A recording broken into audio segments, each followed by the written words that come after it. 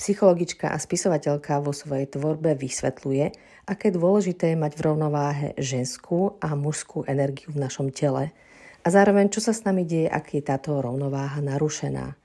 Veľmi prínosný je jej pohľad na to, aké súvislosti s našimi aktuálnymi životmi má náš život minulý, samozrejme aj prenatálny vývoj a čo všetko sa v prenatálnom období deje.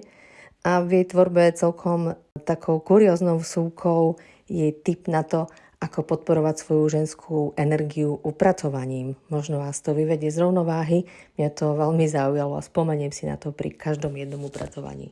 Rada by som predstavila okrem teda našej respondentky Galiny Šeremetevovej Viktóriu Kravcovú, ktorá sprostredkovala toto vzácne stretnutie. Dobrý deň.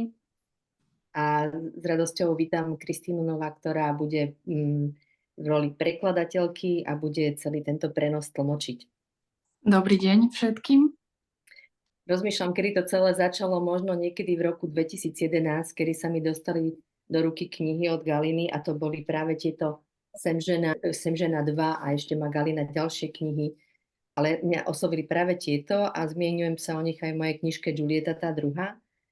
A čerpala som hlavne z toho, ako tam popisovala odlišnosti, keď sme v ženskej energii a naopak, keď sa z tej ženskej energie vychylujeme, čo nám to spôsobuje. Veľmi ma zaujali aj iné veci, o ktorých budeme s Galinou hovoriť v rámci tohto rozhovoru, napríklad aj ako nás vnímajú muži, keď s nimi súťažíme, alebo ako vplýva na deti, ak sme tehotné a nie sme na to celkom pripravené vnútorne, aký to má dopad. Ale ešte tak na úvod by som začala s takým príbehom, že teda okrem veľkej vďačnosti, že vydavateľstvo Zvonici Cedry Ruska prinieslo tieto dve knihy v češtine a sú stále v dispozícii, dajú sa kúpiť, tak okrem toho by som rada aj povedala taký úvod k tomu celému, že v čase, keď som tieto knižky čítala, tak som sa zoznámila s našou prvou slovenskou navigačnou dôstojničkou Juliou Lorencovič, ktorá naviguje obrovské zaoceánske lode, kde je 5000 pasažierov, 2000 ľudí tvorí samotná posádka a ona je tam v tej roli, ktorá šéfuje tejto lodi. A keď som si išla pozrieť tú plavbu, ako to prebieha, tak keďže sme medzi tým mali veľmi veľa diskusí práve o Galininých knihách, tak som videla práve počas tej plavby, ako naviguje v prostredí mužov takúto veľkú loď. Šeptom pomaly a nehou a tí muži si ju vážili a tam som videla, že ak s nimi nesúťažíme, ale naopak, a nemyslím tým flirt, keď hovorím o ženskej energii, ale keď sme v tej našej žene, tak ako to funguje a s akou úctou k nej pristupovali aj všetci, ktorí boli v tej bezprostrednej blízkosti. Som veľmi rada, že Galina prijala toto pozvanie a som aj veľmi vďačná Viktória, že si toľko konverzácie sprostredkovala. Trvalo to naozaj dlhšie, ale teraz už Galina vie, na čo všetko sa jej chceme spýtať, pretože sme poslali okruhy otázok. A teraz s radosťou jej odovzdávam priestor, aby spustila tú svoju reč, pretože vie, na čo sme zvedavé. Tie témy sme jej poslali. Takže vítajte. Приветствую вас, Галина. Я очень рада, что вы с нами. Габриэла сейчас сказала такое вводное слово, как она познакомилась с вашими книгами «Я женщина 2», хотя вы автор и многих других книг. И сейчас дает вам слово. Добро пожаловать между нами. Спасибо. Я приветствую всех участниц этой прекрасной встречи. Я рада той возможности, которая тебе предоставлена, и думаю, что это будет встреча приятна и полезна для нас, для всех. Ďakujem za privítanie a ja všetkých vítam. Som veľmi rada, že sa mi naskytla takáto možnosť sa s vami stretnúť a verím tomu, že pre nás všetky to bude veľmi osožné. Sa veľmi teším a sledujem, že na Facebooku už nás niekoľko žien sleduje a sú tu s nami, aj keď ich nevidíte. Несколько женщин уже смотрят нас через Facebook, хотя мы их не видим, но они здесь присутствуют, слушают, смотрят. Это замечательно. Но я надеюсь, что по ходу нашей встречи еще народ подключится. и потом будет смотреть в записи. Так что я думаю, что большее количество женщин получат вот то, что они хотели бы от этой встречи. Dúfam, že sa pripoja aj ostatné, respektíve, že si potom pozrú záznamy a dúfam, že tých žien bude čo najviac, ktoré si pozrú tento náš rozhovor. И некоторое время назад, когда мужчины были еще такими совсем главными, у женщин почти не было никакой роли, кроме семьи и детей. И потом началось другое время. Женщины стали выходить в правление. Женщины стали много работать, возглавлять фирмы, и женщины даже пошли в политику. Kedysi boli muži u žien na prvom mieste, pretože kedysi tým stredobodom pozornosti bola rodina, ale potom sa časy zmenili a takisto aj tá ženská úloha v spoločnosti sa zmenila. Ženy začali pracovať, dokonca začali tvrdo pracovať a začali sa postupne dostávať aj do takých profesí, ako je politika a takisto ведутся позиции.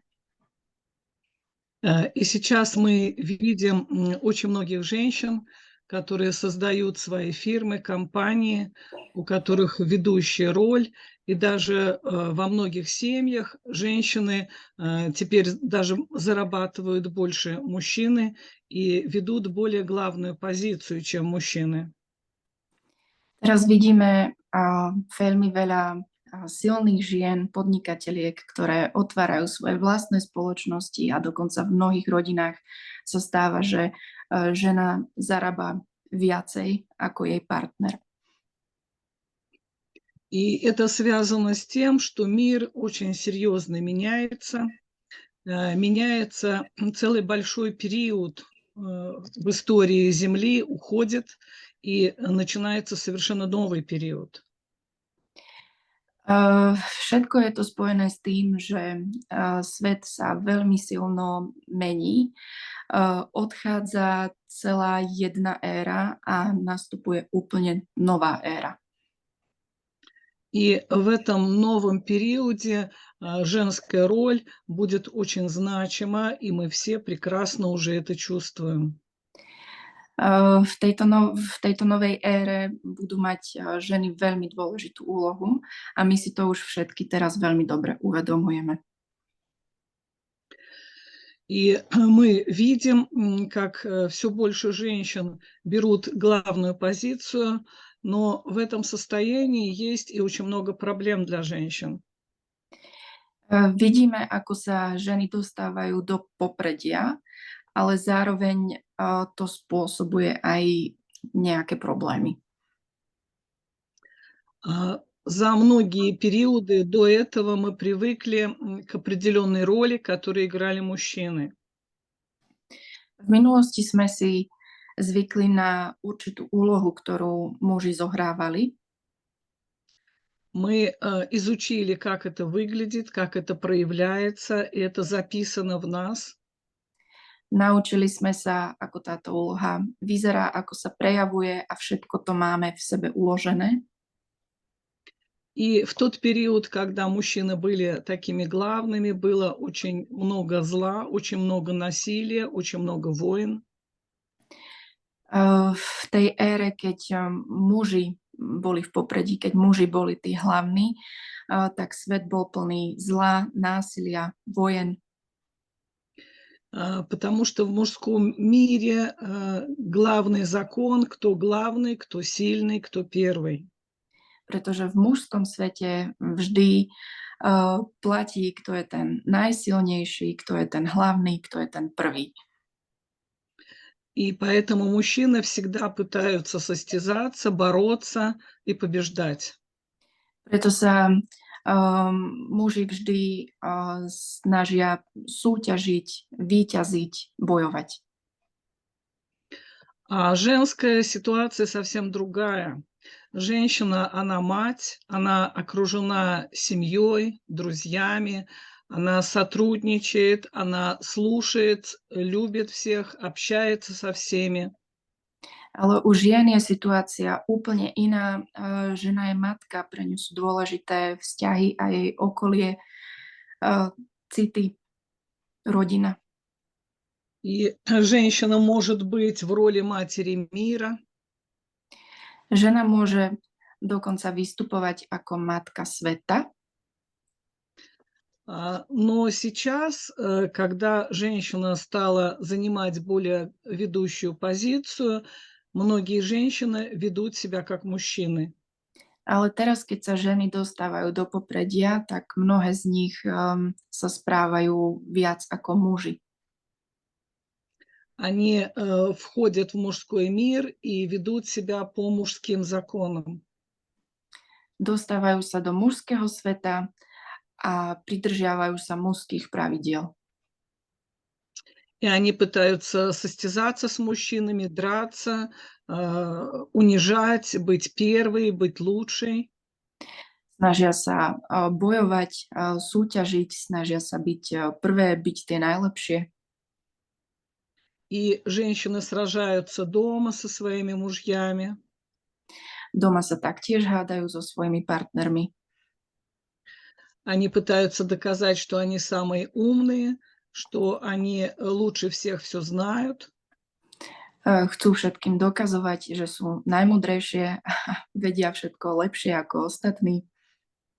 Они пытаются даже своих детей поставить на свою сторону, чтобы доказать, что они лучше, чем отец этих детей. Dokonca sa snažia, aby ich podporili aj deti, snažia sa získať deti na svoju stranu, aby aj deti uznali, že matka je lepšia ako otec. Многие женщины теперь проявляют себя как хозяйка дома, так что у мужчины нету никаких прав дома. Женщина диктует, что и как должно быть в доме. Veľa žien sa teraz správa ako hlava domu, takže ich mužom nezostali žiadne práva a žena diktuje, ako to má doma vyzerať. И многие женщины решили, что они обязательно должны в социуме реализоваться, стать кем-то, получить No, какую-то профессию, прославиться. mnohé ženy si vzali do hlavy, že sa potrebujú realizovať, že sa z nich musí stať niekto, že musia dosiahnuť svoje ciele. И когда я общаюсь с женщинами, они мне всегда спрашивают, а какое мое предназначение, какая моя задача, чем мне надо заниматься в этом мире. Keď sa rozprávam so ženami, veľmi často sa ma pýtajú, čím sa mám vo svete zaoberať, aký je môj cieľ, aké je moje poslanie. И у меня есть очень хороший опыт. Моя бабушка, Mám veľmi dobrú skúsenosť, budem hovoriť o svojej babičke. мгм, и эта бабушка не родная, она просто сестра моей бабушки. А, И она все время была одна. Mhm. Respektíve nie je to priamo moja babička, je to sestra mojej babičky a ona celý život bola sama. И она доктор химических наук, профессор и очень известный человек в мире. Je vo svete veľmi známa, je to známa vedkyňa, konkrétne chemička. И она всегда кого-то возглавляла, была и разъезжала по миру, так сказать, по всяким конференциям. Neustále bola niekomu šéfkou a cestovala po celom svete, po rôznych konferenciách. И когда я ее спрашивала, почему ты одна, почему ты так не вышла замуж, Keď som sa jej pýtala, prečo si sama, prečo si sa nikdy nevydala, она мне тогда еще говорила, что зачем мне дома лишние проблемы, зачем мне какой-то мужчина, дети, мне некогда. У меня успех в мире. Tak mi povedala, a na čo by mi to bolo, na čo by mi bol muž a deti a s tým spojené problémy. Ja to nepotrebujem, veď ja som úspešná vo svete. И когда она стала уже совсем старенькой, ей было 89 лет, A keď z nej už bola úplná starenka v 89 rokoch, и я ее спросила, как теперь тебе живется. ako sa teraz máš, ako sa ti teraz žije? Она уже была дома и не ходила на работу, но постоянно по телефону давала консультации всем. Vtedy už bola doma, nechodila do práce, ale neustále cez telefón konzultovala každého, kto potreboval jej pomoc. И она тогда сказала, я все свои успехи, все свои награды, все свои работы, я бы сейчас все это отдала за детский крик дома и за человека, который был бы рядом со мной, был бы какой-то мужчина. Tak vtedy povedala, v tých 89 rokoch povedala, že všetok svoj úspech, všetko, čo som dosiahla, celú svoju prácu by som vymenila za to, keby som mohla počuť detský smiech a keby som tu pri sebe mala muža. И я всегда, работая с женщинами, вспоминаю вот эту свою бабушку. Vždy, keď pracujem so ženami, tak si spomeniem na túto svoju príbuznú. Много лет назад, когда я только начала свою школу духовного развития, и пришло много людей, много женщин. A pred mnohými rokmi, keď som odštartovala svoju školu duševného rozvoja a prišlo mi tam veľa žien, И мои ученики через некоторое время спросили, мы будем заниматься духовными практиками, но у нас есть своя социальная жизнь, и у нас есть там проблемы, помоги нам с этим. tak sa ma moje študentky pýtali, my síce sa budeme zaoberať duchovnom, ale máme problém aj v oblasti spoločenského života. Prosíme, pomôž nám aj s týmto. И когда я стала разговаривать с ними и спрашивать, что их волнует, оказалось, что многие из них очень успешные женщины, у них есть хорошая престижная работа, они сами себя обеспечивают, у них там есть машины, квартиры, и, в общем-то, все, что только можно пожелать. A keď som sa ich opýtala, čo ich teda trápi, vyšlo najavo, že mnohé z nich sú veľmi úspešné ženy, ktoré dobre pracujú, vedia sa same o seba postarať, majú byty, majú auta. Но у них не устраивается личная жизнь, или если есть муж, то не получается ничего с детьми. Ale ich osobný život je neuspokojivý a ak aj majú muža, tak nedarí sa im mať deti. И они поняли, что вот материальное обеспечение, устроенная жизнь — это не все то, что нужно женщине. Женщине нужна любовь, нужна семья. A oni veľmi dobre si uvedomovali, že to materiálno nie je všetko, pretože žena toho potrebuje viacej, žena potrebuje rodinu. И этим женщины отличаются от мужчин, потому что мужчинам нужен успех в социуме, и они могут быть очень довольны и счастливы тем, что они занимают ведущую позицию в социуме. A týmto sa práve ženy odlišujú od mužov, pretože muži potrebujú byť úspešní, muži potrebujú mať postavenie v spoločnosti a to im práve stačí, ale ženám nie. Женщине мало быть просто успешной в социуме, ей хочется быть любимой, ей хочется семью, хочется теплого дома, чтобы можно было вернуться домой, и тебя встретят любовью и радостью. Žene nestačí iba úspech, ona chce byť ľúbená, chce mať rodinu, chce mať miesto, kam sa môže vrácať, kde sa bude práve cítiť ľúbená. И с тех пор, вот это уже больше 20 лет, я веду семинары для женщин. И первые мои женщины, вот эти бизнес-леди, одинокие, несчастные женщины, но успешные в социуме. Už prešlo viacej ako 20 rokov. Vediem semináre pre ženy a tieto moje prvé kurzistky, úspešné biznismenky, ktoré sa tam vtedy objavili. И в этой первой группе была большая радость, когда у них стали появляться дети, у них образовывалась личная жизнь. И вот первым моим вот этим детям с этих семинаров уже больше 20 лет. Sa veľmi radovali, keď sa zrazu ich súkromný život začal meniť, keď sa im narodili deti a týmto deťom, mojim sprostredkovaným z prvých kurzov, tieto deti už teraz majú viacej ako 20 rokov.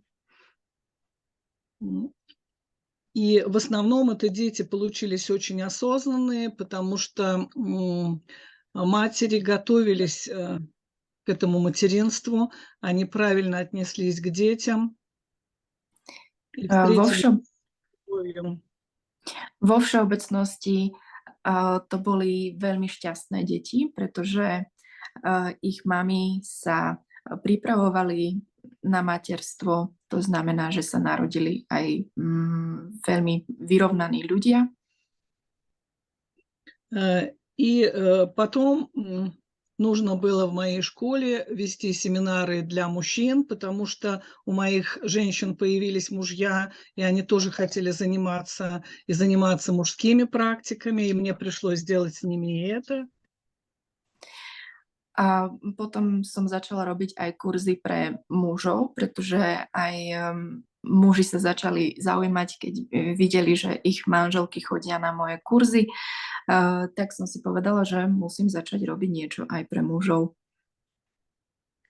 И так потом появились семинары для родителей с детьми, для того, чтобы помогать детям и правильно их растить, правильно к ним относиться. Nakoniec sa objavili aj kurzy pre rodičov o tom, ako vychovávať deti, ako sa k ním správať, ako k ním pristupovať. И так появлялись многие-многие другие семинары по запросам моей разросшейся школы, да, потому что людей становилось больше, и были свои запросы, свои требования, и мы разбирались со многими-многими проблемами, которые их волнуют.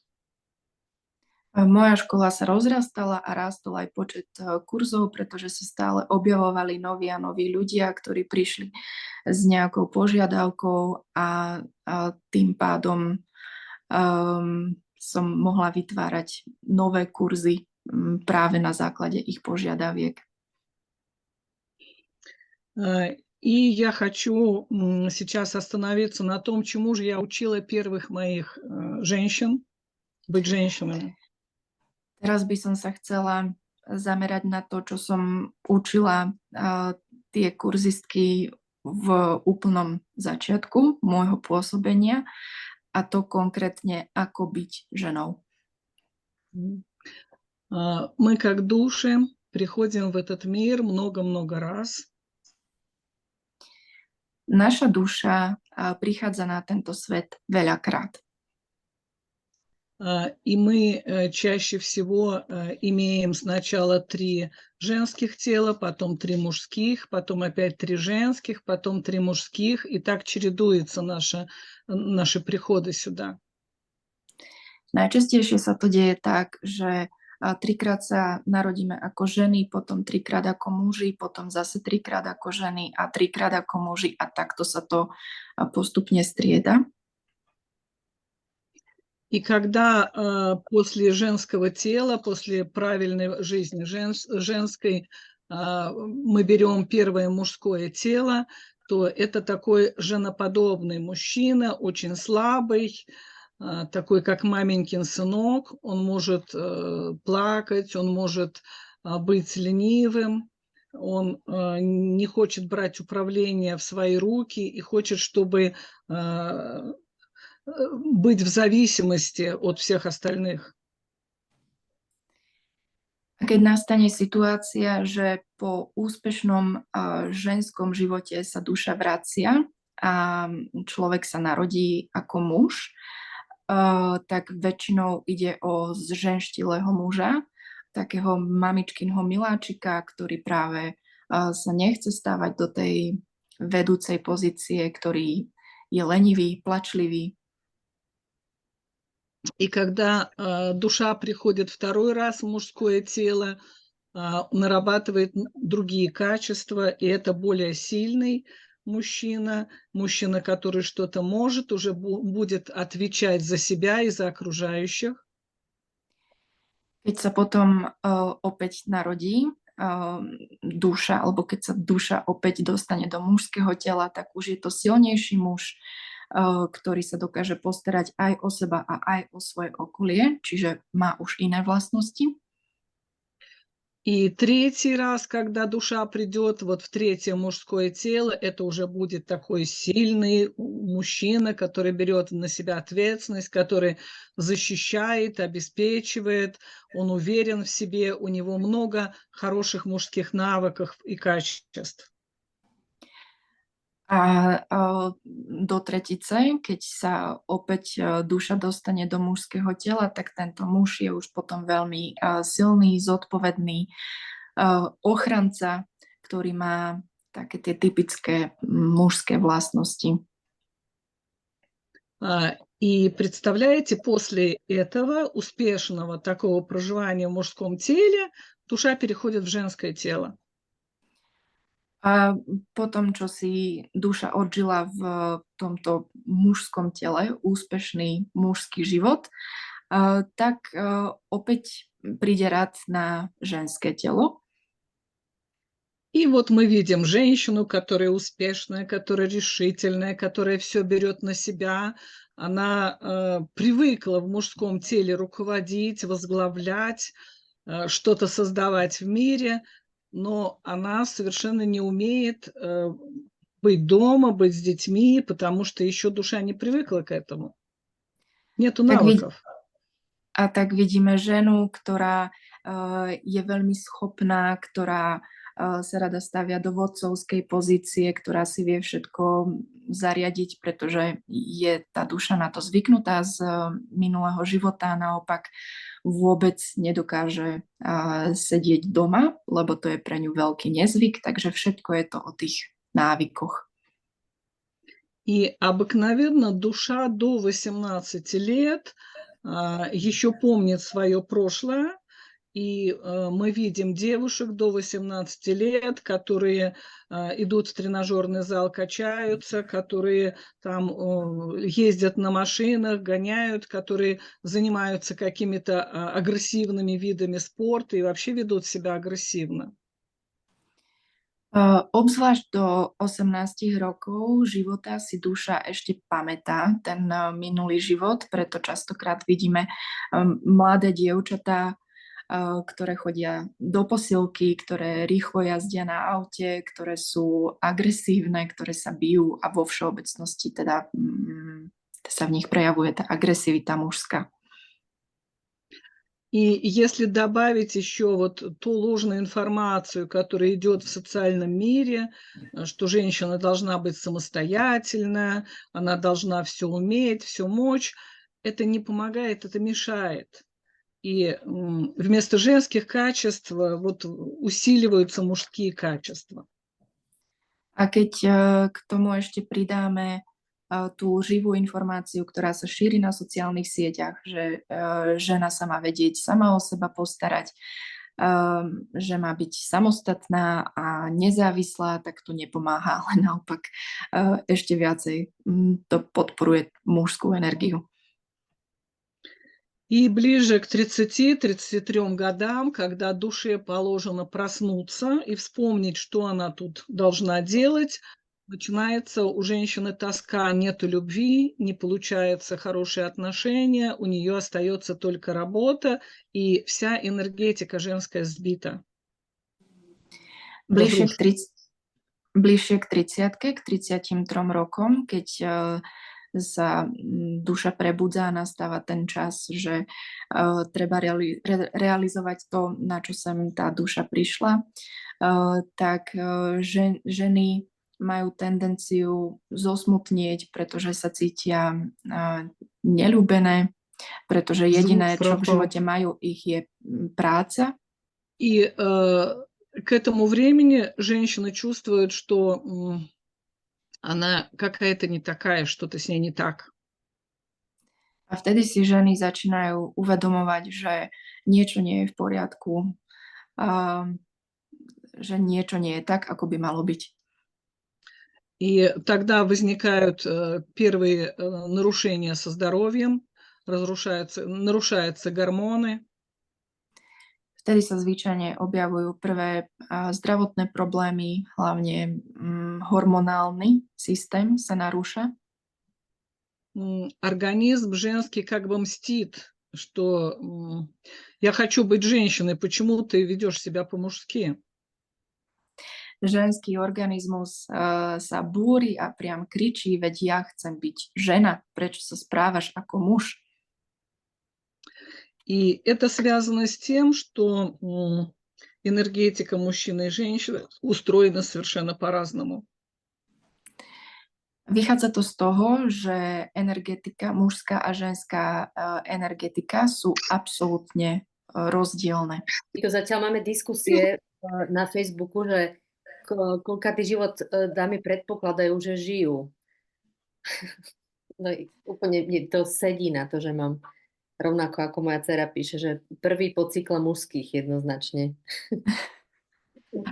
Габриэла спрашивает на Фейсбуке про эти прошлые жизни, спрашивают у женщин, как вы думаете, какая жизнь у вас сейчас есть после этого мужского цикла?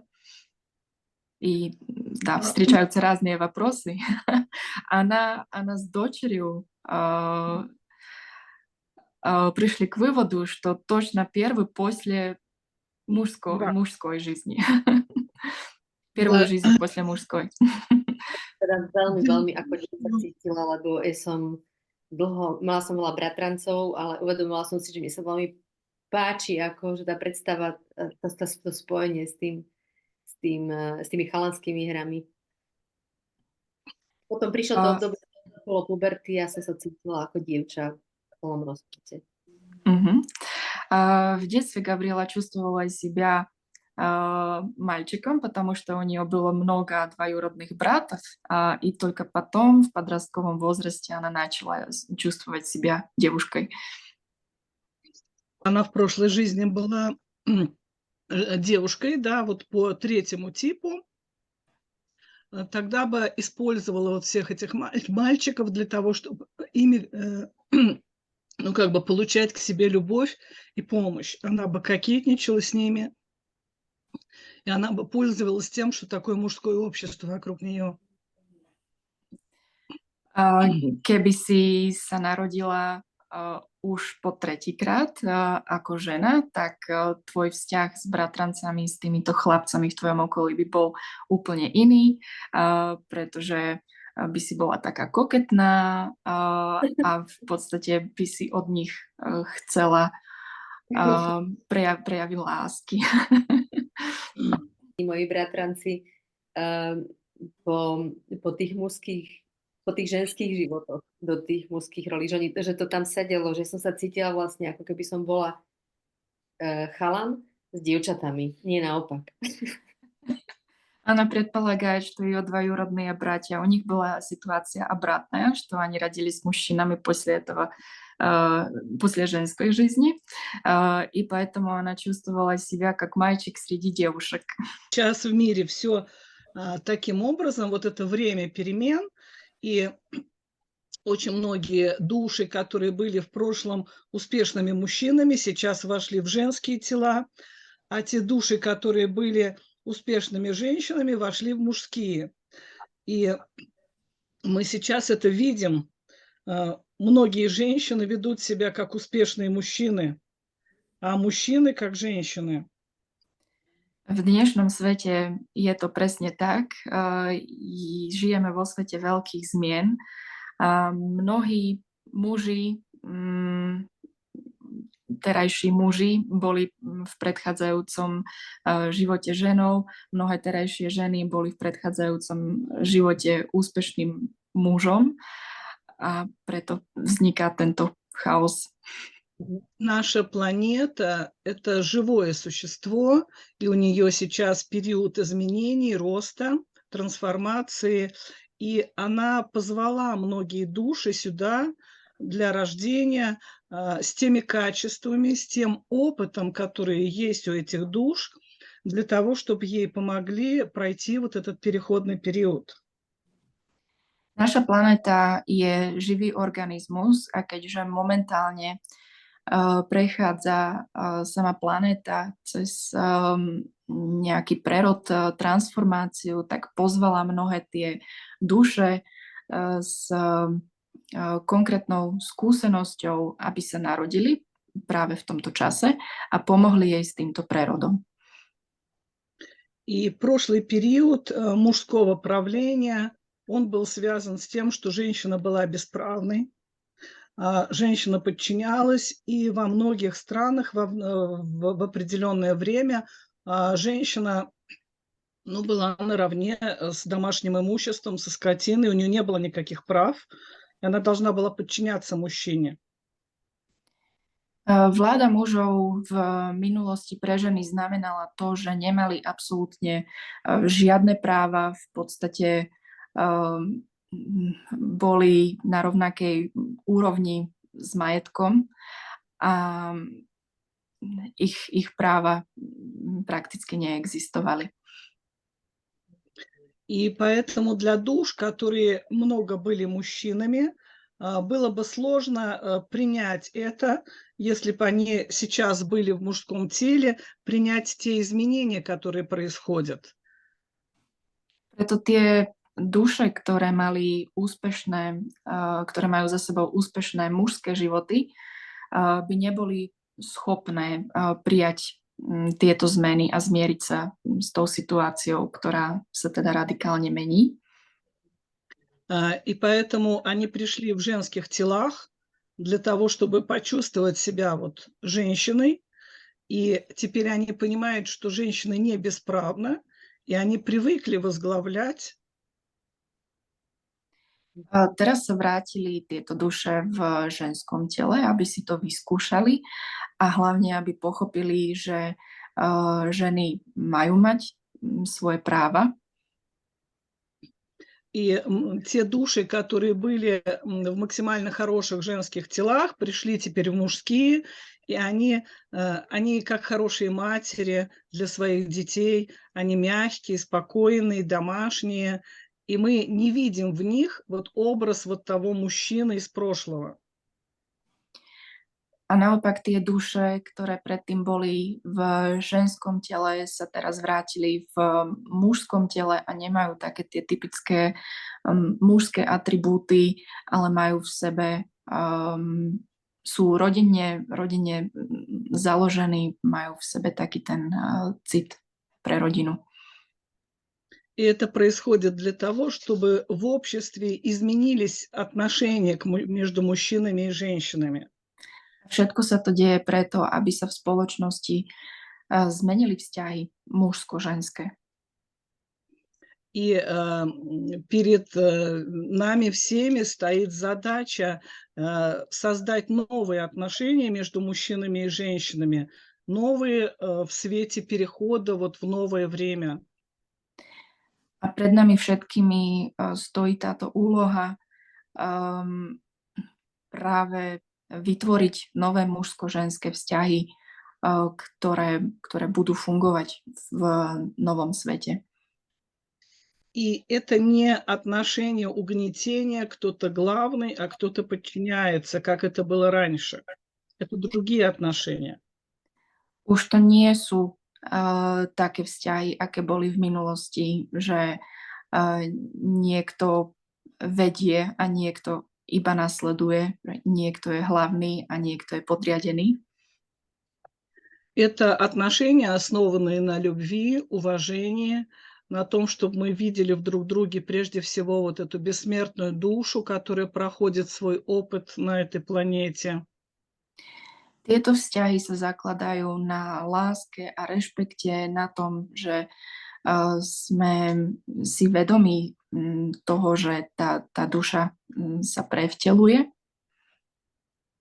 И кроме того, что тем душам, которые пришли в женском теле, надо осваивать женские качества, а тем, кто в мужское тело, мужские качества, у нас есть еще и другие задачи. A okrem toho, že tie duše, ktoré sa narodili v ženskom tele, by sa mali snažiť získať ženské atribúty a tie, ktoré sa narodili v mužskom tele, by sa mali snažiť získať tie mužské, tak máme aj iné úlohy. И мне хотелось бы, чтобы сейчас Габриэла вывела на экран те картинки, которые она подготовила. Хорошо. Выглядит Teraz poprosím Gabrielu, aby nám ukázala obrázky na obrazovke. Začala by som s týmto. чуть крупнее. Отлично. Итак, энергетическое тело мужчины и женщины можно представить как яйцо. Energetické telo muža alebo ženy si vieme predstaviť ako vajce. И как у каждого яйца есть скорлупа, есть вот эта белая часть, и есть желток. A tak ako aj v každom vajíčku, aj tu máme škrupinu, bielok a žltok. И внешняя оболочка, вот то, что мы можем сравнить со скорлупой яйца, A to, čo môžeme prirovnať k vaječnej škrupinke, это та энергия, благодаря которой мы общаемся с окружающим миром. je energia, vďaka ktorej fungujeme vo vonkajšom svete. И у мужчины внешняя энергия – это по-восточно ян или плюс. V východnej kultúre tá mužská vonkajšia energia je yang alebo plus, čiže kladná. И это физическая энергия, это то, что можно проявлять в физическом мире. Этой энергией можно там что-то делать, строить дома, забивать гвозди, что-то делать физическое. Это грубая энергия. Je to hrubá fyzická energia, tá, ktorá sa prejavuje v hmotnom svete, ktorá umožňuje postaviť dom, zatlcť klinec. А у женщины наружная оболочка – это инь, потенциальная энергия или минус. Ženy majú vonkajšiu energiu yin, ktorá je potenciálna, je to energia možností a je to energia mínusová. И это не значит, что это плохо, это отрицательная энергия. Просто эта энергия не проявляется в физическом мире. Neznamená to, že táto energia je negatívna, ona sa len skrátka neprejavuje v hmotnom svete. Это энергия эмоций, мысли и то, что создает, то, что предшествует рождению жизни. Je to energia emočná, energia, ktorá musí byť prítomná pred народением. И этим уровнем женщина интуитивно чувствует все, что происходит вокруг. A práve vďaka tomuto ženy intuitívne vnímajú to, čo sa deje naokolo. И она как бы принимает информацию, что нужно детям ее, что нужно мужу, что нужно окружающему миру, окружающей среде. Она все чувствует. Žena na základe toho, že túto energiu má, je schopná cítiť, čo potrebuje jej muž, čo potrebujú deti, čo potrebuje svet. И поэтому мысли не рождаются в ее голове. Она сначала чувствует, а потом расшифровывает эту информацию. Preto myšlienky u ženy sa nerodia v jej hlave, ale ona najprv cíti a potom rozkľúčováva túto informáciu. А у мужчины все иначе. У него мысль рождается в голове, он решает, что сделать, выстраивает эту конструкцию, а потом идет и своей яньской энергией это делает. U mužov je to presne naopak. Mužom prichádzajú myšlienky, k mužom prichádzajú myšlienky cez hlavu. To znamená, že dostanú nápad, čo treba robiť a potom vďaka svojej jangovej energii to aj realizujú. Женщина, благодаря вот этой внешней оболочке своей, она постоянно находится в этом мире, она постоянно воспринимает информацию окружающего мира. Žena vďaka tejto svojej vonkajšej energii je schopná neustále príjmať informáciu z vonkajšieho sveta, je neustále schopná byť v spojení s vonkajším svetom. И поэтому она как бы собирает эту информацию, и нужно оно, не нужно, оно просто приходит к женщине. Neustále zbiera informáciu zo svojho okolia, či už to treba, alebo to netreba, jednoducho to úplne prirodzene k nej prúdi. А мужчина принимает только ту информацию, которая касается дела, которым он в данный момент занимается. Он ничего другое не видит и не слышит. Avšak muž príjma len tú informáciu, ktorá sa týka projektu, na ktorom aktuálne pracuje, čiže nič iné si nevšíma a nepočuje. Мужчина, он как воин, как охотник, и он должен делать то, что вот он сейчас делает, и не отвлекаться.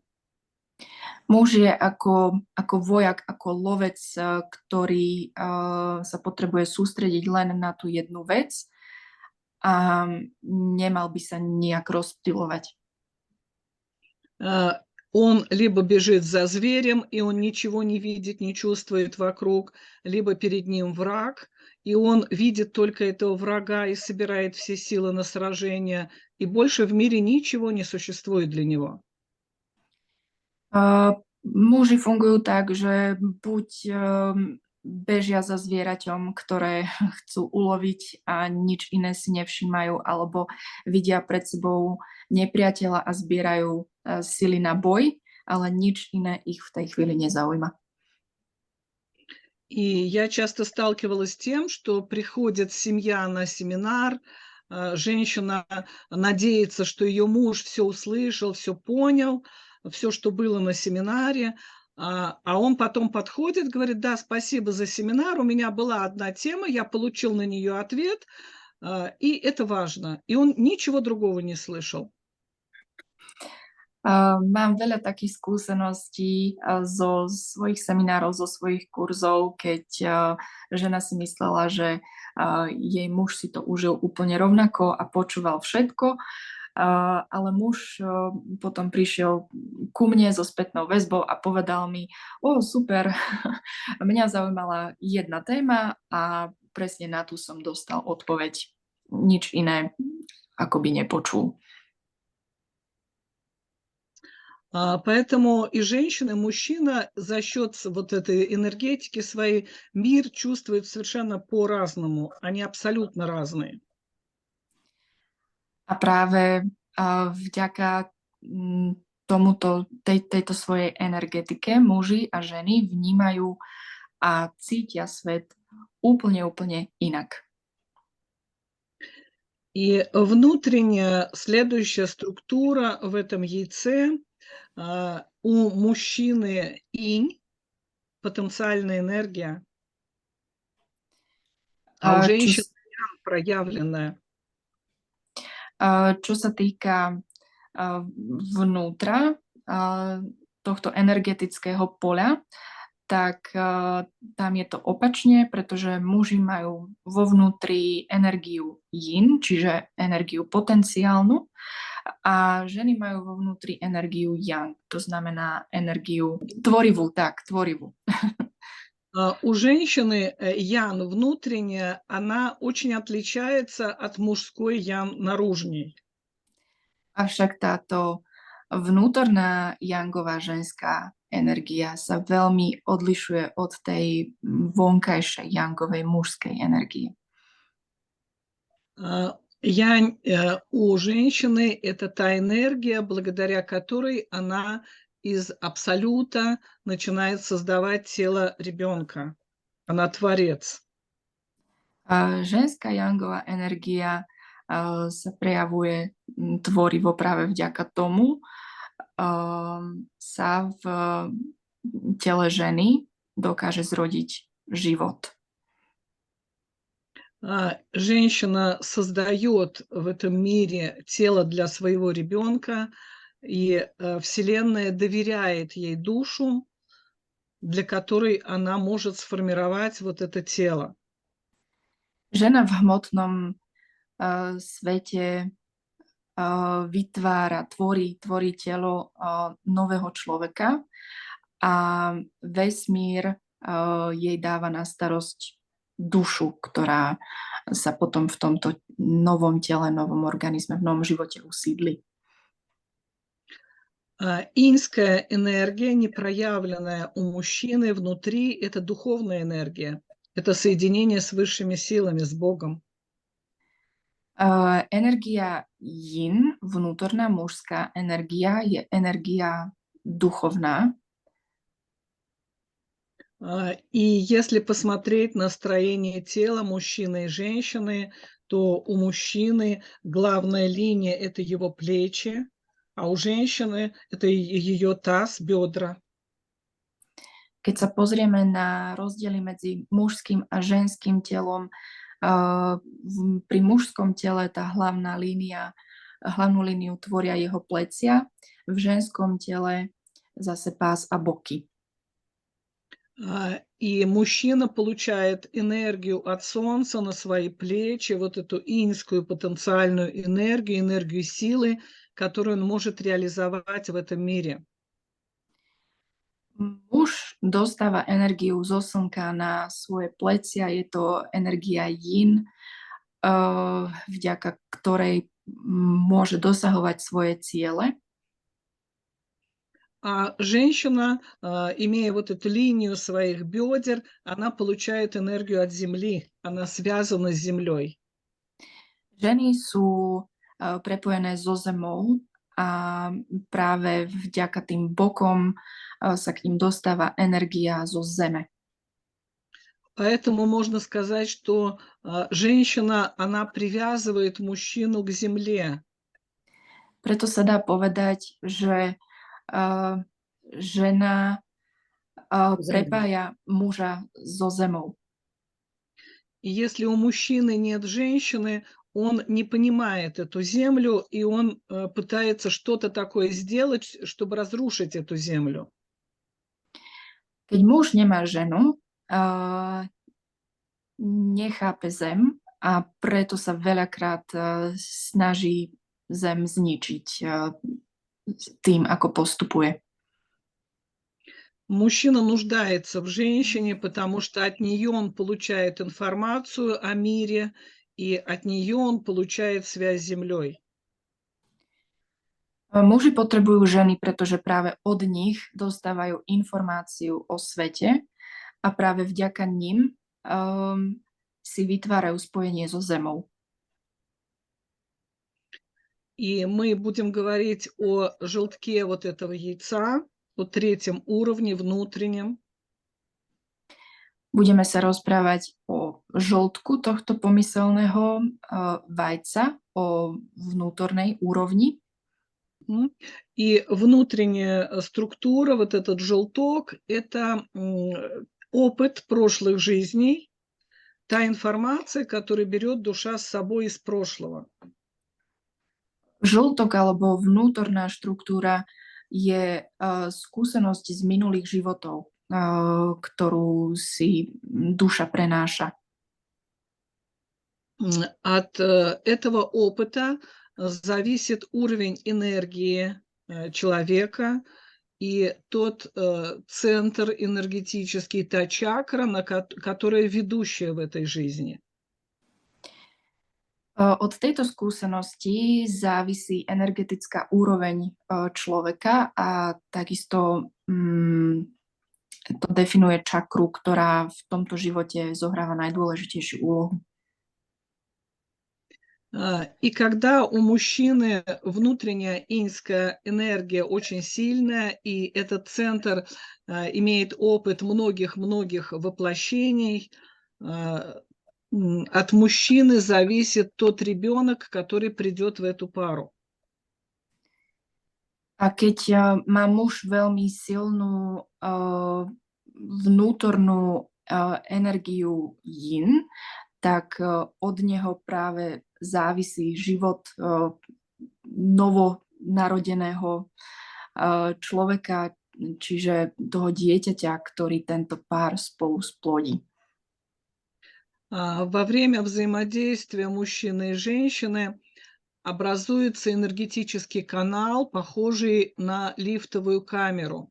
И чем больше у мужчины энергии, тем выше поднимается вот эта камера. И оттуда идет запрос на ребенка. То есть чем больше и выше энергия у мужчины, чем он энергетически сильнее, духовнее, тем выше душа, чище душа, да, как бы старая душа может прийти в эту семью. Čím je muž energeticky silnejší, čím je duchovnejší, tak tým silnejšia duša sa môže prevteliť do potomka tohto páru. Pretože muž svojou energiou dvíha zároveň aj energetický potenciál potomka. Если у мужчины там очень маленький кармический, космический опыт и энергия слабая, если он как бы находится, такое понятие точки сборки известно зрителям, то есть ведущая чакра, да, ведущая чакра. Если у мужчины это низкая чакра, то ребенок, душа, которая придет в теле ребенка, она будет, ну, очень молодая, очень слабая, глупая. Keď u muža prevláda nízka čakra, to znamená, že má nedostatočnú karmickú skúsenosť, tak aj duša dieťaťa bude takisto slabá, nebude natoľko vyspelá, energeticky bude nízko. И если у мужчины и женщины не сочетаются вот эти уровни энергетические, то к ним может прийти либо очень низкая душа, это будет какой-то больной ребенок с какими-то серьезными травмами, либо вообще этого ребенка не будет. Keď medzi mužom a ženou tieto energie neladia, tak sa môže stať, že buď sa im narodí dieťa, duša ktorého bude mať veľmi nízku energiu, alebo sa im nenarodí žiadne dieťa. Когда женщина использует вот эту свою яньскую энергию внутри для того, чтобы реализоваться в социуме, для того, чтобы что-то создать, ведет себя как мужчина, то внутренняя энергия яньская, она вытекает как бы наружу, как разбитое яйцо. Keď žena vo veľkom využíva túto vnútornú yangovú energiu práve preto, lebo sa snaží vo svete niečo dosiahnuť, tak táto energia vyteká, ako by vytekal žltok z rozbitého vajíčka. И тогда женщина внутри пустая, у нее нету энергии для ребенка. A to znamená, že žena je vo vnútri prázdna, nemá energiu na to, aby sa stala matkou, aby priviedla dieťa na svet. И та янская энергия, которая вытекла у нее, ей можно только сражаться. Ей можно только сражаться за свою жизнь, и нельзя спокойно жить мирной жизнью. Потому что это Keďže, защитная энергия получается. a keďže jej táto yangová energia vytiekla, tak ju ďalej nemá čo chrániť. To znamená, že sa neustále potrebuje brániť, aby prežila v tomto svete. И вот этой энергией женщина добивается социального успеха, она себя обеспечивает, она может внешне очень богато и красиво выглядеть, но она пустая внутри, она не интересует мужчин. Vďaka tejto energii sa z nej síce navonok môže stať úspešná žena, ktorá vyzerá veľmi, veľmi pekne, je bohatá, avšak vnútri je prázdna a preto muži sa o ňu nezaujímajú. Если мужчину неправильно воспитывают, и он очень женоподобный, он готов заниматься какими-то практиками, думать, там, уходить в какое-то странное состояние, у него вытекает внутренняя инская энергия, или те мальчики, которых растят мамы, очень эмоциональные, которые из сына пытаются себе сделать подружку, постоянно что-то с ним разговаривают, переживают, у него наступает нарушение. U mužov zase nastáva problém, keď im vyteká vnútorná jinová energia. To sa stáva pri mužoch, ktorí sú od detstva veľmi zženštili, alebo sa to stáva v tých prípadoch, keď sa žena matka snaží zo svojho syna vychovať svoju kamarátku. И он тогда очень эмоциональный, он ничего не может доделать, он неуверенный в себе. Он может быть очень болтливый. Takíto muži sú veľmi precitliveli, nie sú schopní dosahovať ciele, nie sú schopní doťahovať veci do konca. И все время так устроено, что противоположные заряды притягиваются, и вот такая успешная женщина, но пустая внутри, притягивает к себе такого неуспешного женоподобного мужчину. Keďže protiklady sa priťahujú aj v tomto prípade, tak potom sa stáva, že úspešná žena, ktorá je ale vo vnútri prázdna, si pritiahne presne takéhoto muža, ktorý je zženštilý a nevie, kam smeruje. И такая женщина чувствует себя несчастной. Žena je potom z toho nešťastná, cíti sa veľmi nešťastná. Ей хочется рядом чувствовать какое-то мужское плечо, сильного мужчину, но его нет. Chcela by mať pri sebe silného muža, o ktorého sa môže oprieť, avšak nikto taký tam nie je. И это большие проблемы в современном обществе. A toto sú veľké problémy dnešnej spoločnosti. И так как у нас время немножечко уже не так много остается, я хотела бы поговорить о детях. Keďže nám už nezostáva až tak veľa času, tak teraz by som chcela trošku hovoriť aj o deťoch. И мы говорили о том, что мужчина и женщина как бы выстраивают такой энергетический лифт, по которому спускается душа.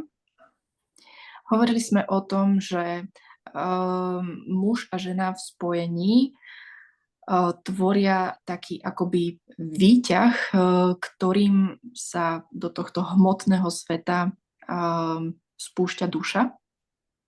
И когда душа спускается сюда в тело, у нее есть 3 вида энергии. A keď sa duša spúšťa do hmotného tela, tak má 3 druhy energie. Одна энергия для физической жизни, для того, чтобы жить как тело, по существу как животное, чтобы питаться, размножаться, там, выстраивать дом, как делают все животные. Jedna energia je predurčená pre to hmotné telo, v podstate na prežitie a pokrytie základných potrieb, aby sa človek dokázal nájsť, rozmnožovať a zaobstarať si nejaký príbytok, tak ako to robia všetky zvieratá. Другая часть – это те способности, таланты, те качества, которые Земля звала к себе эту душу, то, что человек может что-то такое делать уже как душа в этом мире. Druhá časť sú všetky dary a talenty, to, prečo sem duša prišla, prečo si ju Zem pozvala, keďže práve tieto dary a talenty potrebuje od konkrétnej duše. И третья часть – это энергия для развития души, потому что каждый раз душа проходит школу жизни и обучается новым качествам, выполняет свои кармические задачи. A tretia časť je energia, ktorá je potrebná na rozvoj duše, pretože za každým, keď sa duša vráti na Zem, tak potrebuje novú karmickú skúsenosť. И когда душа спускается из мира абсолютной любви, каждый ребенок рассчитывает на то, что он получит любовь, такую же безусловную от своих родителей.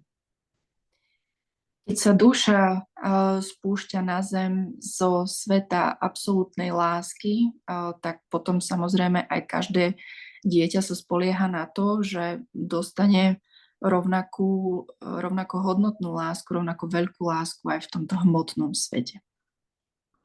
Но когда душа приближается уже ближе сюда к родителям, здесь оказываются какие-то проблемы. И иногда этого ребенка не хотят. Ale keď sa duša už približuje sem na Zem k hmotnému svetu a k svojim budúcim rodičom, tak sa stretáva s rôznymi problémami a niekedy ten problém tkvie v tom, že rodičia dieťa nechcú. И здесь срабатывает родовая программа, потому что в этот момент что-то случается, какая-то проблема из рода приходит сюда. A tu sa spúšťa rodový program, čiže problémy, ktoré sú založené v tom rode. И, возможно, люди в это время вдруг понимают, что надо еще доучиться, или надо построить дом, или есть какие-то более серьезные задачи, а ребенок помешает. Možno, že budúci rodičia si vtedy hovoria, ešte nie je ten správny čas, pretože treba skončiť školu, alebo treba najprv postaviť dom a boja sa toho, že dieťa im naruší tieto plány. И тогда душа испытывает очень похожее на состояние, когда она находится в тюрьме и объявлен смертный приговор. Вот-вот должны убить. A vtedy sa duša ocitne v situácii, ako by sa nachádzala vo väzení s rozsudkom smrti. И это очень страшно, потому что на это накладывается опыт прошлых смертей, насильственных смертей, которые испытала эта душа. Je to hrozná situácia, pretože k tomu Na to sa ešte napájajú skúsenosti z minulých životov a z toho, ako tie životy končili, môžu to byť tragické smrti. Takže všetko sa to nabaluje. И очень хочется жить, очень хочется прийти сюда на землю и что-то сделать в этом мире. И поэтому душа как бы заключает договор. No duša veľmi chce žiť, veľmi chce ísť do tohto hmotného sveta na zem a preto uzatvára dohodu. И этот договор на отказ от каких-то своих качеств, от возможностей, просто ради того, чтобы получить тело и возможность жить. A v tejto dohode sa zavezuje vzdať sa niektorých svojich vlastností len preto, aby mohla žiť. И это может быть договор с кем-то из родственников или даже с врачом. Это должен быть человек, который скажет, эта душа должна жить, там, может, это бабушка, которая скажет, нет, вы рожаете ребенка, я его сама буду воспитывать. То есть тот, кто дает разрешение на жизнь, уговаривает родителей не избавляться от ребенка. Duša túto dohodu uzatvára s človekom, ktorý v konečnom dôsledku presvedčí rodičov, aby si dieťa nechali. Môže to byť nejaký príbuzný, možno, že babička, ktorá povie, že nech sa dieťa narodí, ja sama sa o neho budem starať. Môže to byť doktor, ktorý presvedčí matku, aby nešla na potrat. И тогда душа договаривается с душой этого человека на право жить. Как бы ребенок приходит как бы на колени на то место, где живет этот человек, и пока этот человек жив, у ребенка есть право жить. Pokiaľ tento človek, s ktorým duša uzatvára dohodu, čiže ten človek, ktorý presvedčí rodičov, aby sa dieťa narodilo, je živý, tak aj duša má stále právo na život. И тогда ребенок отдает часть своей энергии этому человеку. Это может быть энергия физической жизни, это может быть как бы создание каких-то условий для этого человека. Dieťa vtedy, alebo duša novonarodeného dieťaťa dáva časť svojej energie tomuto človeku. Это часто проявляется в том, что такой ребенок очень болезненно следит за состоянием здоровья вот того, кто ему дал согласие на жизнь, переживает за него, боится за него. Veľmi často sa to prejavuje tak, že dieťa napríklad úpenlivo pozoruje, ako sa tomu človeku, vďaka ktorému sa narodilo, ako sa mu vodí, či náhodou nemá nejaké zdravotné problémy a veľmi, veľmi sa od toho človeka strachuje. И тогда такой ребенок отдает свою жизненную энергию для того, чтобы поддержать жизнь вот этого взрослого человека. A vtedy sa stáva, že dieťa dáva svoju životnú energiu za tohto dospelého človeka, vďaka ktorému prišlo na svet. И тогда можно видеть, как вот этот ребенок и этот взрослый выглядят примерно одного возраста, потому что ребенок отдает свою молодость, свои жизненные силы, чтобы тот человек жил. A vtedy sa môže stať, že dieťa a tento dospelák vyzerajú, ako by boli rovnakého veku, pretože sa energeticky stretnú tým, že dieťa darovalo свою životnú энергию tomuto dospelákovi. И самое страшное в этом, что все мы смертны, и когда этот взрослый человек умирает, у ребенка все отключается, то есть у него разрешение жить закончилось, и он дальше уже не может жить. Najhoršie na tom všetkom je, keď tento dospelák zomrie a potom v podstate aj u toho dieťaťa sa všetko končí, pretože jeho povolenie na život odišlo spolu s tým dospelákom. И такие дети берут симптомы заболевания от взрослого, от которых они умерли, они теряют смысл жизни, и они просто какое-то время доживают, и потому что у них нет разрешения на жизнь. V takých prípadoch sa stáva, že u dieťaťa sa začínajú prejavovať podobné symptómy, ako to bolo u toho dospelého človeka, čiže začínajú sa nejaké choroby, zdravotné problémy, lebo dieťa strátilo povolenie na život spolu so smrťou tohto dospeláka. И во время беременности бывает, что души заключают еще другие договора, даже если их хотели, но потом что-то происходит, может быть, с работой, там, с жильем, еще с какими-то ситуациями. И тогда могут быть разные договора. Положим, нужна там родителям квартира, там либо заработок, либо еще что-то. Это становится главным условием жизни ребенка. И ребенок заключает договор на это.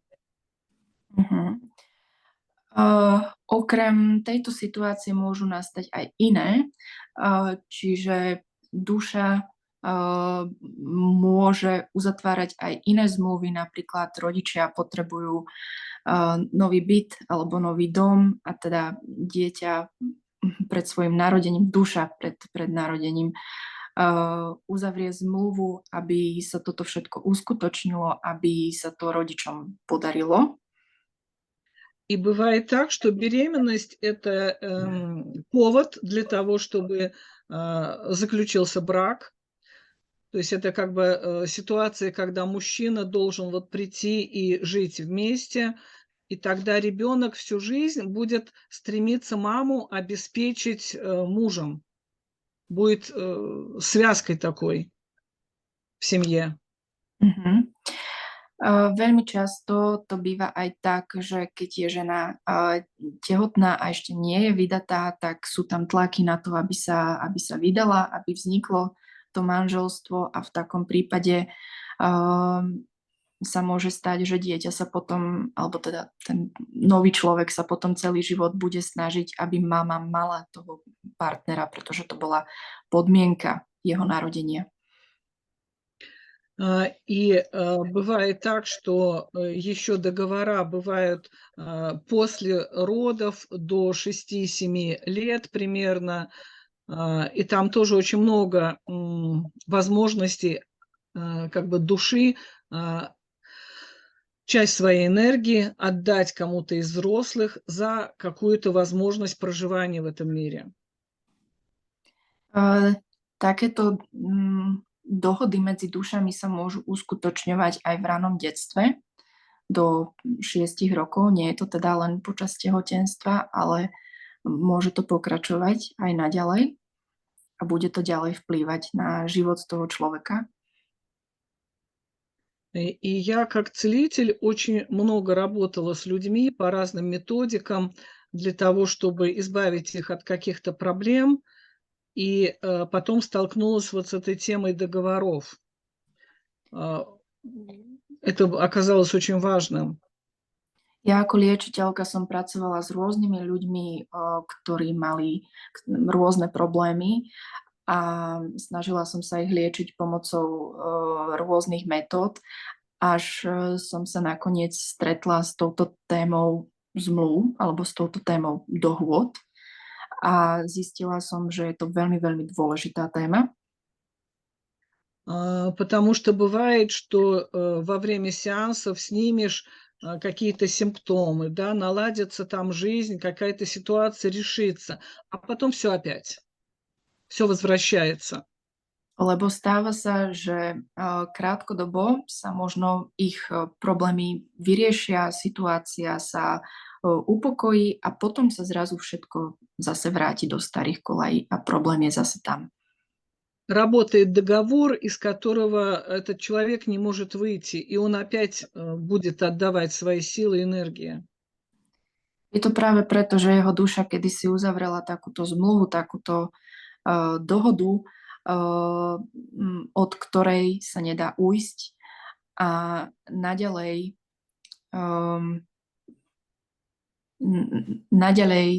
dáva kus zo svojej energie. И вот так появились семинары по договорам. Это целый курс семинаров, и я ездила с ними во многие страны и по многим городам. И были удивительные вещи, когда просто жизнь человека менялась, он получал свободу от этого договора.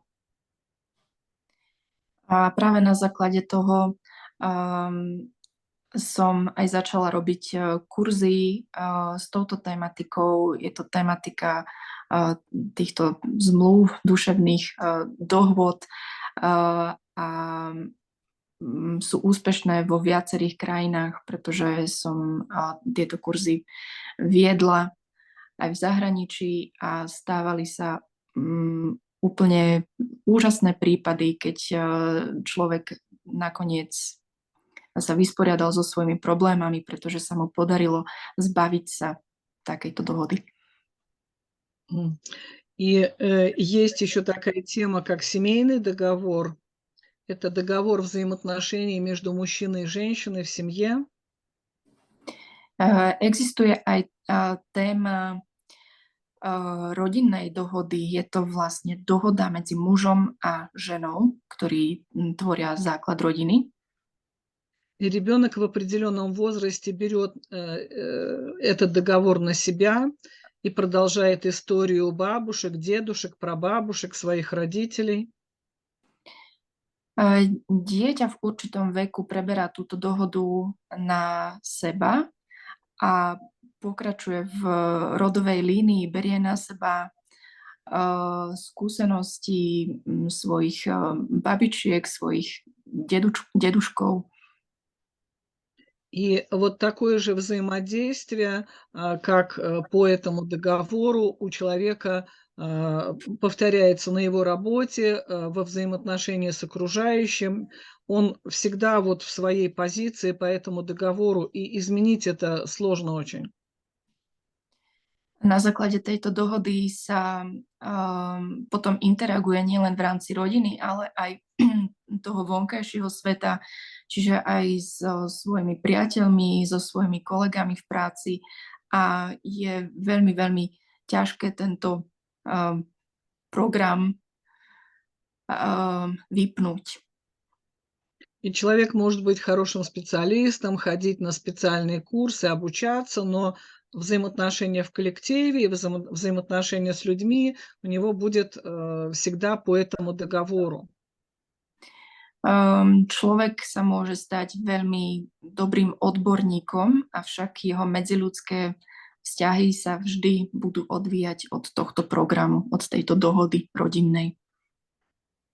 И если, например, в этом договоре одна сторона – это тот, кто совершает насилие, тот, кто диктует, а вторая сторона – жертва, то ребенок так и будет идти по этому договору жертвой и тирана.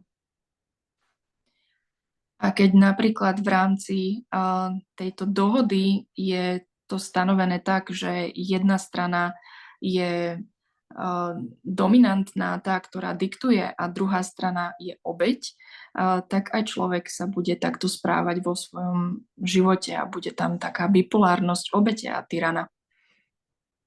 И здесь есть возможность и проработать с этим договором, и есть возможность женщине, сейчас у нас женская аудитория, вспомнить в себе те качества, которые вот в этом желтке находятся, да, внутри ее яйца, те навыки, те качества из прошлого, и применить их.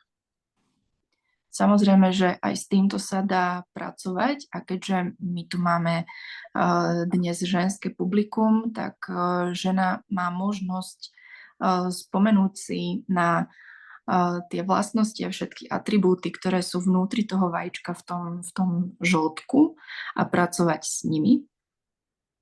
И там есть опыт женской силы, потому что душа много раз была уже в телах женщин в прошлом.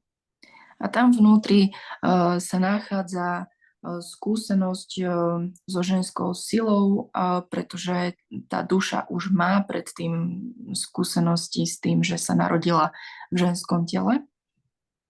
Поэтому я считаю, что человек должен просто вспомнить.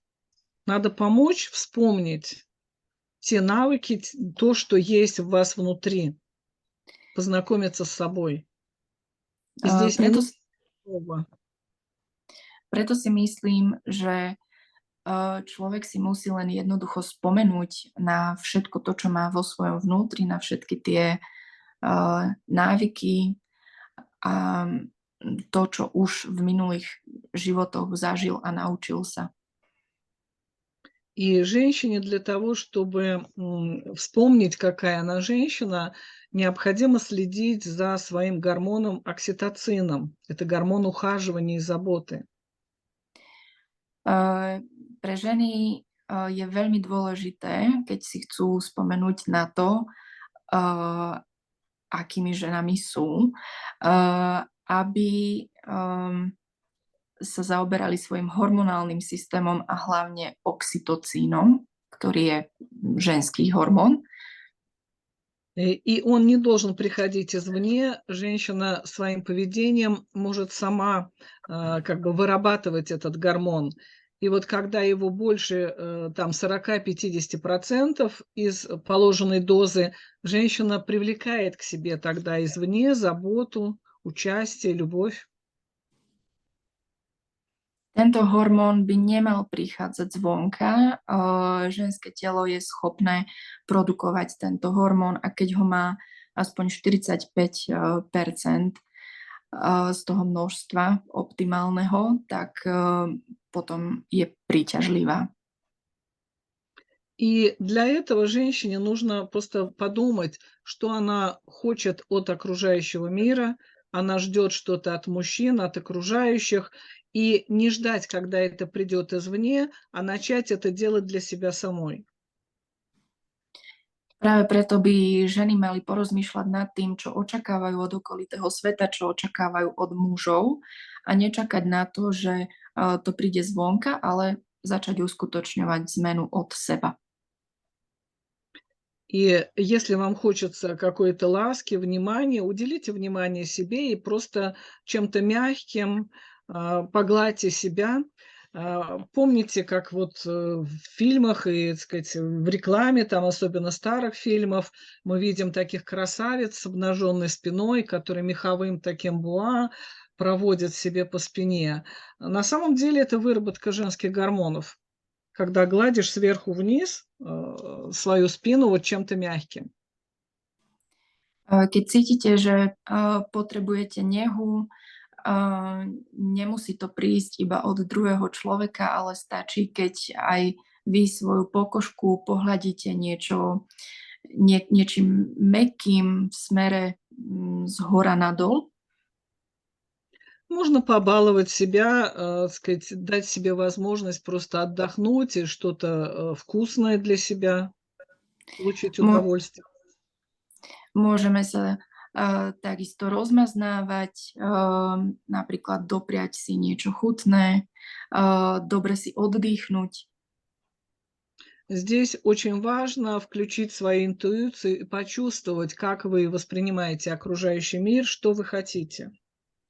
Je dôležité, aby ste počúvali svoju intuíciu, aby ste mali jasno v tom, ako na vás vplýva ten vonkajší svet a čo chcete dosiahnuť. И часто это та забота, которую женщина, особенно в состоянии усталости, оказывает своим детям, мужу, окружающим. Она делает то, что ей самой хочется для себя. Často sa stáva to, že žena to, čo by chcela sama pre seba, tú starostlivosť, ktorú by si Так, опять ona у меня želala, пропал. tak ju poskytuje všetkým naokolo, svojmu mužovi a svojim deťom. Вот. И есть еще много разных практик, которые помогают женщине повысить окситоцин, изменить свое отношение к себе.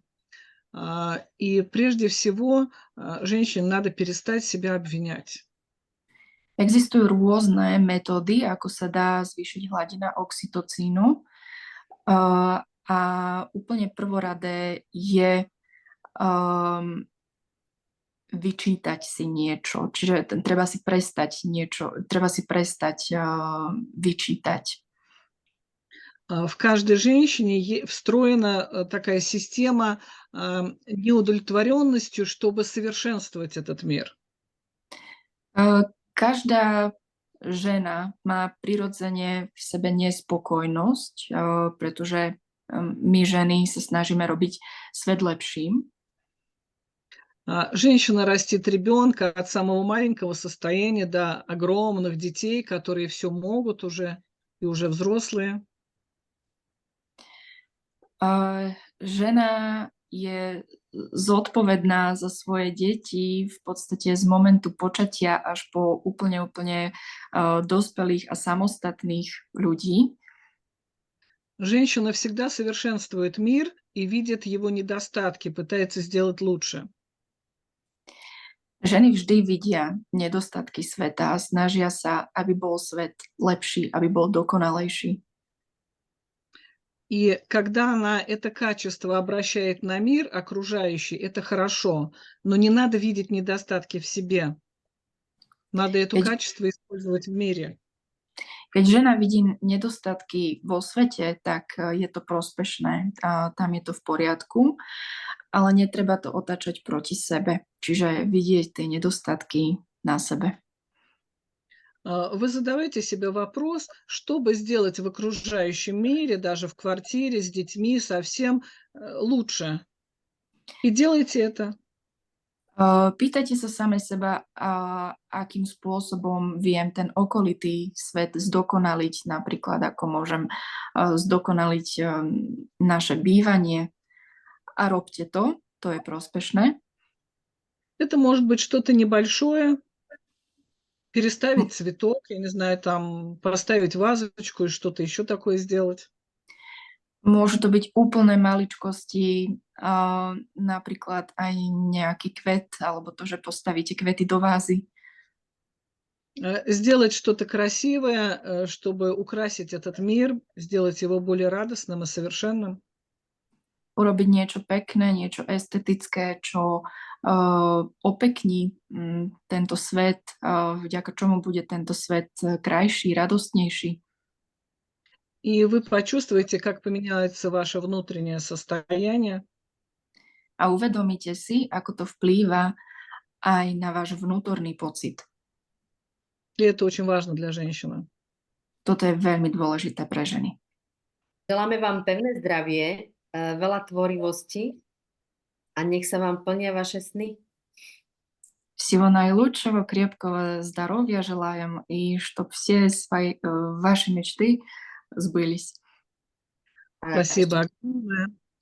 И желаю вашему проекту самого-самого наилучшего, чтобы больше женщин вас увидели, объединились. И это замечательно, чем вы занимаетесь. Женщинам это очень нужно. Ďakujem a želám vášmu projektu všetko najlepšie, pretože to, čím sa zaoberáte, je super, je to veľmi dôležité a dúfam, že sa to dostane k ženám, k čo najväčšiemu počtu žien. Нам сделать этот мир более прекрасным, помочь перейти Земле на новый уровень.